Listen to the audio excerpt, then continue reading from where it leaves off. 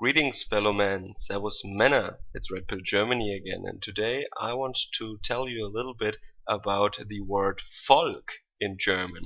This word recently made some headlines because Angela Merkel tries to redefine what it actually means. So, first of all, this word is a German word, an old Indo-German word. It refers to a group of people. It is originally derived from an army, a group of warriors, a host of soldiers. So it can be translated into English, but not really correctly, I think. A lot of what is associated with the term is lost in translation. So I do my best to try and describe that to you. So it can be translated as something like people or ethnicity or nation, and it means different things in different contexts, and it means different things to different people. So what has Angela Merkel said? She said that everyone who lives in Germany is part of the Volk. So everyone who lives in a country is the country's population, and that is the Bevölkerung, the population of Germany. Including PhD students who are here for 3 years to get their degree, or expats who are sent here by their company to work here for 1 or 2 years and then they will go back. So these are also part of the population. They are residents here.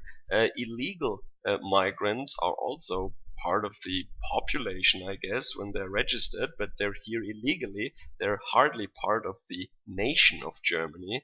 So this is what Angela Merkel said, and she is not someone who makes these statements by mistake. She knows perfectly well what she is saying, and she has said that clearly before. She has said last year in October that everyone is the German Volk, and this is basically what her party stands for now.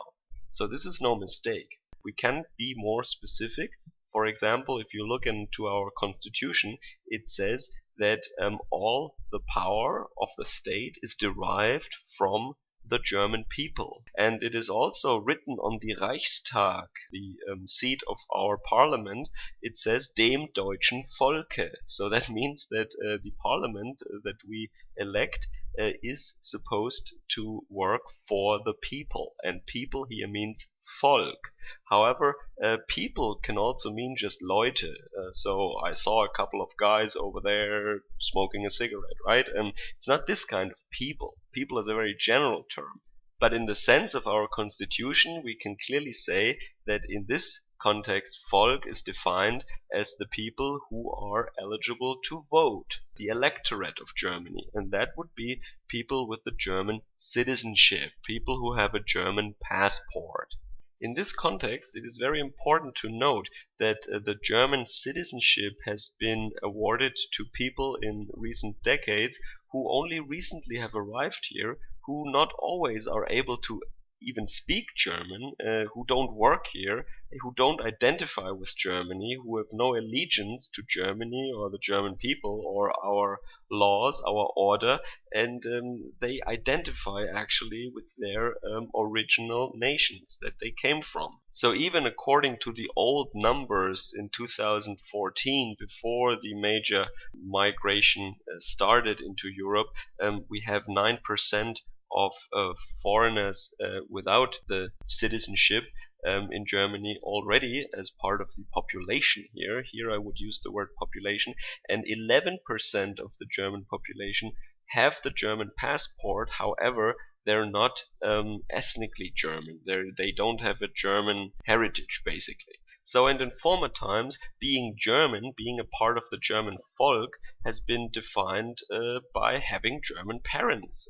The only other way would be to marry a German and become German by marriage. This has also been included in the old law of 1913, and the part of the German Volk has nothing to do with the citizenship in the old sense. So even people who are citizens of other countries but are Germans by heritage, they were also considered as part of the German Volk.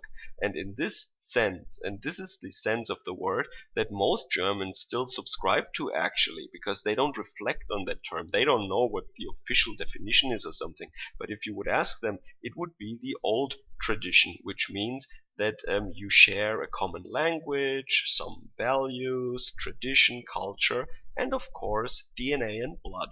In other words, you ask yourself the question, how far, how many generations do I have to go back in order to find a common ancestor with another person? And if that common ancestor is like 150,000 years back, and that guy back then has nothing to do with us and with that other person now, then probably they're not part of my tribe. Yeah? But if I only have to go 150 years back, and that common ancestor that we find already spoke the same language, had the same religion, maybe, and similar set of values, then I would say, yeah, that is probably one of my kinsmen. This is people of my tribe. Germany is a tribal society, as I said before. So there is another very interesting German word that comes to mind in this context, and that is the word of Schicksalsgemeinschaft. Schicksal means fate, and Gemeinschaft means community, and that means it is a group that is bound together by a shared fate. For example, shipwrecked people who share a lifeboat together. Yeah, they succeed together or they die together. So this is a Schicksalsgemeinschaft, and the German Volk is also sometimes described as a Schicksalsgemeinschaft. That means we are bound together by a shared fate, and that we work together and we fight together and we win or lose together. And when you think of the German Volk in this term as a Schicksalsgemeinschaft, then it is pretty clear that a lot of people who are living in Germany at the moment are clearly not part of the German Volk. They're just tolerated here. I mean, I have lived in the United States for 2 years, for example.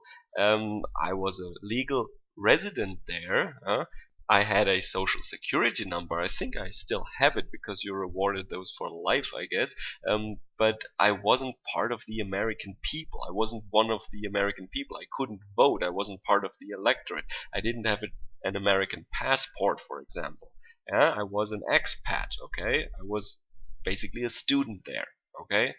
And this is the difference between population and nation, very simply. And in Germany, because of our old tradition and our tribal society that we have here as indigenous German people whose ancestors have lived here thousands of years already, we also have this aspect of heritage, of kinship, of tribal family ties to one another. But this is not what our politicians today want. So even the very, very left-wing notion of our constitution, that everyone with a German passport, doesn't matter what religion, doesn't matter what skin color, you only need to have a German passport and you're one of the German people.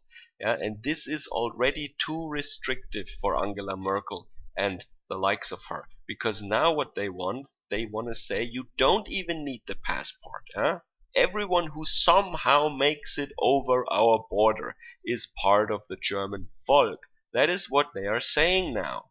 And I want to make this very clear what that means. That means everybody who sets foot on German land and decides that he wants to stay there now automatically would become a full proper German according to our current politicians.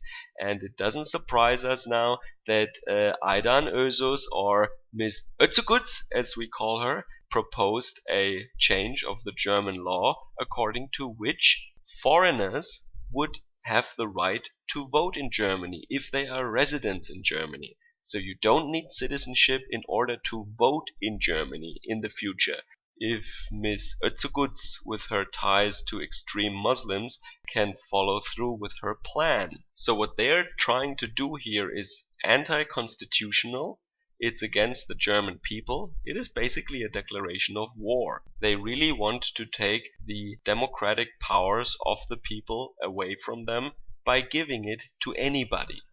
So as always, I'm very interested in what you guys have to say about that, and I'm also very interested, as I have a very international audience and I also got a lot of new subscribers recently. I'm very interested in finding out how this is in your country, how you discuss that publicly, if there is any public discourse or any controversy about the term of the nation or the people or something like that, and how this is handled right now in your countries. So I really don't have time to write long answers to all the comments on my videos, but I am reading all of my comments. I mean, I'm not getting thousands of comments.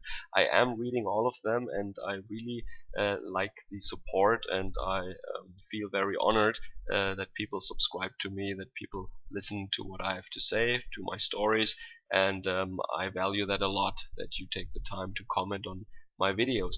And be sure I read all of them, and a lot of times I make videos that are inspired by my commenters. Sometimes it's really a struggle for me to find time to making videos, but I do read all of the comments. So thank you all so much.